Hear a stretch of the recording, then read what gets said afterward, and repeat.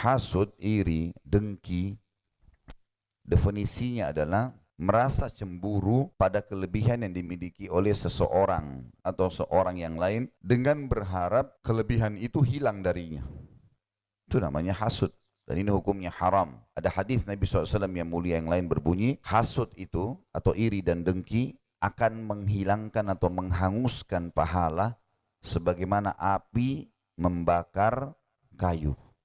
Sebagaimana api membakar kayu. Jadi kalau kita melihat ada kelebihan seseorang, teman-teman sekalian, secara fisika lebih gagah, lebih cantik, atau punya kelebihan materi, lebih kaya, atau memiliki kelebihan ilmu, atau memiliki kelebihan apa saja, maka yang paling pertama yang kita lakukan adalah kita memohon kepada Allah Subhanahu wa taala, kalau itu keburukan agar jangan sampai ada pada kita, kalau itu kelebihan agar kita mendapatkan hal yang sama.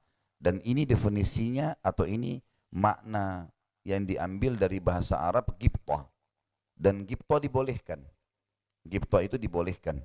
Seperti misal hadis Nabi SAW yang berbunyi, nanti pada hari kiamat ada mimbar-mimbar yang berada di sekitar arsy-Nya Allah, di sekitar arsy-Nya Allah, singgasana Allah.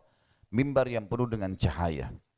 Di atasnya ada orang-orang yang bajunya bercahaya, wajahnya bercahaya, sampai-sampai para nabi-nabi dan syuhada menggibtah mereka. Apa makna menggibtah? Ghibtah adalah kalau kita melihat nikmat yang ada pada seseorang, kelebihan, lalu kita memohon kepada Allah mendapatkan hal yang sama, tanpa berharap nikmat itu hilang. Dan ini boleh dalam Islam. Boleh dalam Islam. Bedanya dengan hasud, iri yang dilarang atau dengki adalah kita berharap nikmat itu hilang dari dia. Contoh misal, ada orang baru beli mobil, kita merasa enak ya punya mobil baru. Lalu kita mengatakan, ya Allah, sebagaimana engkau berikan dia mobil, berikan juga kepadaku. Ini ghibthah, boleh dalam Islam. Tapi tidak berharap hilang nikmat itu.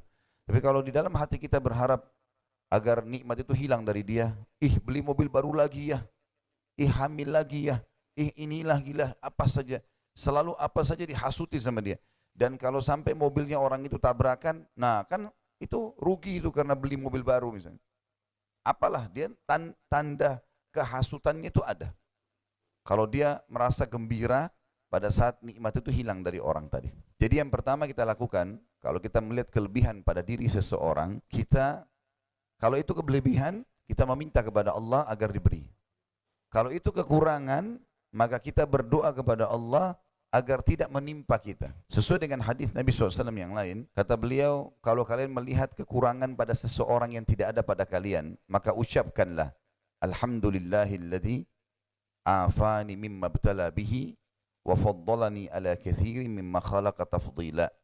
Segala puji bagi Allah yang telah menyelamatkan aku dari apa yang dicobakan kepada orang ini dan telah memberikan aku kelebihan dan mendahulukan aku dari banyak makhluknya. Jadi langkah pertama ya, setiap kita lihat kelebihan orang lain, maka memohon kepada Allah kalau itu positif agar kita juga dapat hal yang sama. Kalau itu negatif, kita berdoa agar Allah selamatkan kita darinya.